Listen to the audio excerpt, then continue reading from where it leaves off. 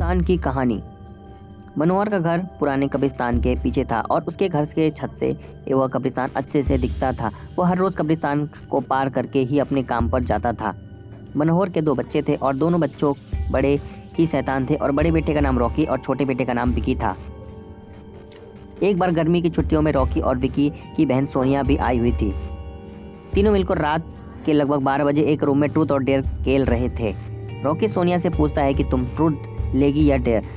Sonia dare लेती है और पूछी कि यह तुम लोग कुछ खतरनाक करने के लिए तो नहीं कहोगे ना। रॉकी, ये हुई ना बात, तो जाओ अब छत पर से घूम करके आओ और छत पर रखे गमले में से फूल तोड़कर लाना होगा, तभी हमें पता चलेगा कि तुम छत पर से आई हो। सोनिया, छत पर से तो कब्रिस्तान दिखता है। नहीं, मैं नहीं जाऊंगी। रॉकी और विकी दोनों सोनिया को छत पर जाने के लिए जबरदस्ती बोलते हैं। सोनिया छत पर जाती है और जैसे ही गमले में से फूल की तरफ बढ़ती है तभी उसकी नज़र कब्रिस्तान की ओर पड़ती है। कब्रिस्तान में एक बड़ा सा सूखा पेड़ होता है। वही देखते ही उस पेड़ पर एक सर कटी हुई उल्टी लाश लटक रही होती है। सोनिया उसे देखते ही और जोर से चिल्लाती हुई बेहोश हो जाती है। फिर जब सोनिया बहुत देर तक छत पर से नहीं लौटती है तो रॉकी और विकी दोनों डर जाते हैं और वह छत पर जा करके देखते हैं तो पाते हैं कि सोनिया बेहोश पड़ी है। वो तुरंत मनोहर को बुलाती है और सारी बात बताते हैं। मनोहर, तुम तीनों को ऐसा खेल खेलने की ज़रूरत क्या थी? और रॉकी, तुम तो जानते हो उस कब्रिस्तान के बारे में कैसी कैसी खबर आती है, फिर भी तुम सोनिया को रात में छत पर जाने के लिए क्यों भेजा? रॉकी, सॉरी डैड, मुझसे गलती हो गई, हम आगे से ऐसा नहीं करेंगे। मनोहर, और फिर कहीं दोबारा ऐसा काम नहीं किया तो तुम दोनों को उसी कब्रिस्तान में छोड़ जाऊंगा। अच्छा सोनिया बेटी, ये बताओ तुम वहाँ ऐसा क्या देख लिया कि तुम वहीं बेहोश हो गई?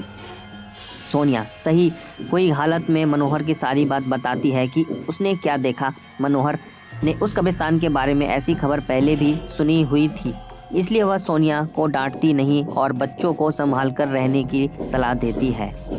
एक दिन मनोहर को काम छुट्टी मिलने देर हो जाती है और उस दिन ऑटो भी नहीं मिलता। वह पैदल ही घर की ओर चल पड़ता है। इधर विकी और रॉकी दोनों आपस में बात करते हैं। रॉकी, विकी, तुम्हें क्या लगता है सोनिया ने जो कहा वो सच है? मुझे तो लगता है कि वह सिर्फ बातें बना रही है, वो उसका भ्रम होगा। विकी, अरे नहीं भाई, तुमने उसकी हालत नहीं देखी, एक दिन भी वह कहाँ रुकने को तैयार नहीं हुई, मुझे लगता है कि वह सच कुछ देखा होगा। रॉकी, चलो हम कब्रिस्तान में जाकर खुद ही देख लेते हैं। विकी, अरे भाई तुम पागल तो नहीं हो गए हो? मुझे अपनी जान बहुत प्यारी है, मैं कभी नहीं जाऊंगा और तुम भी मत जाओ। विकी के मना करने के बावजूद रॉकी नहीं मानता है और वो अकेले ही कब्रिस्तान की ओर चल देता है। कब्रिस्तान का दरवाजा खोलता है और अंदर चला जाता है। वह उस पेड़ की ओर देखता है जिस पर सोनिया को सर कटी हुई उल्टी लाश दिखी थी। रॉकी खड़े होकर उसी पेड़ की ओर देखता है, तभी एक अदृश्य हाथ उसके पैर को पकड़ लेता है। रॉकी डर जाता है और बचाओ बचाओ, छोड़ दो मुझे, मुझसे गलती हो गई, मैं फिर कभी ये दोबारा नहीं आऊँगा। दूसरे कोने पर एक कब्र होती है जो कि खुली हुई होती है, उसके ऊपर खून लगा हुआ होता है। वह अदृश्य हाथ रॉकी को खींचकर लाते हैं और उस कब्र के ढकेलने की कोशिश करने लगते हैं। रॉकी चिल्लाता है, छोड़ दो मुझे, गलती हो गई, मैं फिर कभी यहाँ नहीं आऊँगा, मुझे मत मारो, मुझे जाने दो। मनोहर काम से पैदल घर पहुंचने वाला होता है। जैसे ही वह कब्रिस्तान से गुजरता है रॉकी की आवाज़ सुनाई देती है। मनोहर, ये क्या? तो ये तो रॉकी की आवाज़ लगती है, ये तो कब्रिस्तान से आ रही है, मुझे जाकर देखना चाहिए। मनोहर, ये क्या? ये तो रॉकी की आवाज़ लगती है, कब्रिस्तान की ओर जाकर मुझे जाकर देखना चाहिए। मनोहर कब्रिस्तान में चारों ओर देखता है लेकिन रॉकी कहीं नहीं दिखाई देता है।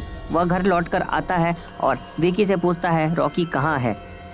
विकी, पापा मेरे बार बार मना करने के बावजूद भी रॉकी कब्रिस्तान में चला गया। वो जानना चाहता था कि सोनिया जो कह रही थी वह सच है या नहीं। मनोहर, हमारे आसपास बिल्कुल भी नहीं है, जाओ घर के मंदिर में शंख में जो जल रखा है वो जल्दी से लेकर आओ, हमें रॉकी की खोज कब्रिस्तान जाना पड़ेगा।